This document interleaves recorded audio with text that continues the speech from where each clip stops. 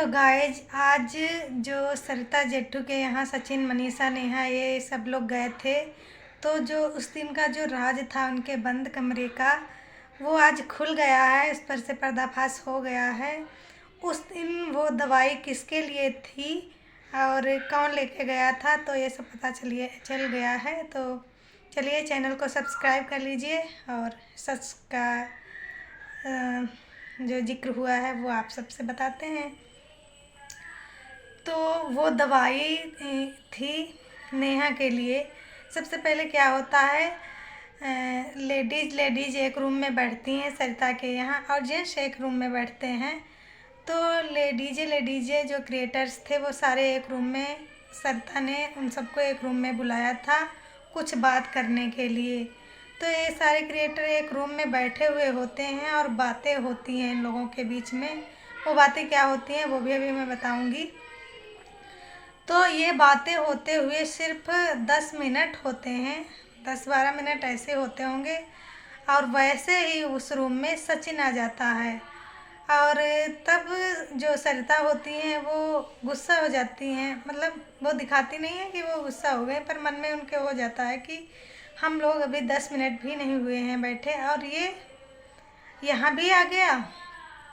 क्योंकि उससे पहले शबनम ने उन्हें शिकायत कर रखी थी कि उन्हें जो रूम दिए गए हैं, लेडीज़ 3 लोगों को दिए गए थे, नीतू, शबनम और नेहा को एक रूम दिया गया था। तो उसमें उन्होंने ये शिकायत की थी कि सचिन जो है दिन में भी बैठा रहता है और रात में भी बैठा रहता है। सिर्फ 2 घंटे अपने रूम में सोने जाता है, बाकी हर टाइम उनके रूम में ही बैठा रहता है। ये सच सरिता ने बताया, शबनम ने सरिता को बताया। तो ये सब जो बातें थी सरिता के दिमाग में चल रही थी और वो इस बात से नाराज़ थी कि जब उसको अलग रूम दिया गया है तो वो उस अपने रूम में क्यों नहीं रहता है और लेडीज़ रूम में क्यों जाता रहता है। तो ये सारी चीज़ें थी। तो जब लेडीज़ एक रूम में बैठी थी ये लोग और बातें कर रही थी, यही सब बातें हो रही थी इन लोगों के बीच में। तो सचिन वहाँ भी आ जाता है, तो कहता है मैं दवाई लेकर आया हूँ। तो फिर सरिता कहती है कैसी दवाई लाई है, हाथ अपना ऐसे फैलाती है कि लाओ सचिन दवाई लाओ, किसके लिए है। तो कहता है नहीं नेहा दीदी के लिए है, नेहा दीदी के लिए है, और नेहा को दवाई दे देता है। तो फिर सरिता दवाई उससे लेने लगती हैं तो वो देता नहीं है और कहता है नेहा दीदी के लिए है। और फिर सरिता गुस्से में उस पर कह देती हैं कि चलिए दवाई लेकर कह देती हैं कि निकल जाओ मेरे रूम से, ऐसा कह देती हैं। उसी पर ये कंट्रोवर्सी कुछ दिन पहले, 1-2 महीने पहले ये हो रही थी, आप सबने देखा होगा। तो ये सारी बातों का जो निचोड़ निकलता है तो वो ये उससे निकलता है कि जो ये नेहा और सचिन का जो कनेक्ट था इनका, तभी से ये था कनेक्शन, तभी से क्या उससे पहले से ही था इन लोगों का बातचीत करना, हद से ज़्यादा इनका एक दूसरे के प्रति जो भी जैसा इनका हो बिहेवियर, व्यवहार एक दूसरे के प्रति बहुत ज़्यादा ऊपर लेवल तक था। तो ये हर क्रिएटर को पता था और सभी क्रिएटर्स यही मन में अपने सोचते थे कि ऐसा क्या है जो सचिन इनकी इतनी फिक्र करता है। सब अपने मन में ही रखते थे और एक दूसरे से ऐसे ही बात करते थे, पर कोई भी साफ नहीं कह सकता था। और जो कह भी देता था, सरिता ने कई बार नेहा से कहा कि नेहा ये चीज़ें ठीक नहीं हैं, सारे क्रिएटर्स तेरे बारे में पीठ पीछे बातें करते हैं, तू अपने कदम पीछे ले ले।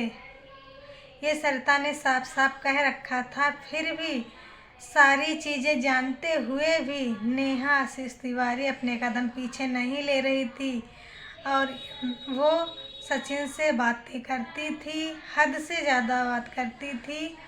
और उसे सचिन भी बार बार कॉल करता था, मैसेज करता था, इस पर नेहा को कोई दिक्कत भी नहीं थी और ना ही सचिन को कोई दिक्कत थी। तो ये जो इनका मैटर था ये काफ़ी दिनों से चल रहा था, बट मनीषा बेचारी कहने की हिम्मत नहीं जुटा पाती थी। अगर वो किसी से कहती भी तो लोग उसे ही गलत समझते थे, क्योंकि जो वायरल वीडियो नेहा का जो वीडियो वायरल हुआ है उसमें आप सबने देखा होगा कि ये कितना मतलब कितना उसे डांट रही है कि क्या बोल रही है। हाँ, इतने लड़के तो कॉलेज में भी नहीं देखे होंगे जितने मेरे पीछे हैं, क्या है सचिन में, क्या है सचिन में, इस तरह से बोल बोल के उसे मतलब डांटती रहती थी, हड़काती रहती थी। और वो बेचारी मनीषा डर जाती थी जब कोई बड़ा उसे डांट देता था। वो बड़ी थी उससे और काफ़ी मतलब सचिन उसे वो भी करता था सपोर्ट, तो वो कुछ बोल भी नहीं पाती थी। किससे बोलती थी, मतलब किससे बोलती जब हस्बैंड ही उसके अगेंस्ट खड़ा हुआ था, हस्बैंड ही नहीं चाहता था, तो वो कैसे क्या करती। तो ये सारी बातें हुई थी। नेहा और सचिन का मैटर काफ़ी दिनों से चल रहा था। ये दोनों एक दूसरे से हद से ज़्यादा कनेक्ट हो गए थे।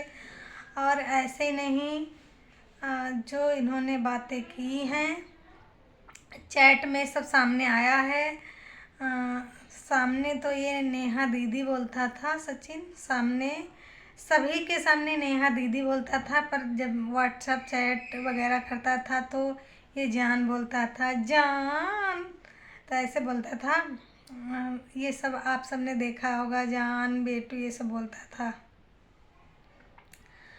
तो इन सब में मैं यही कहूँगी कि धोखा हुआ है मनीषा के साथ और इन दोनों ने भाई बहन के रिश्ते को शर्मसार किया है।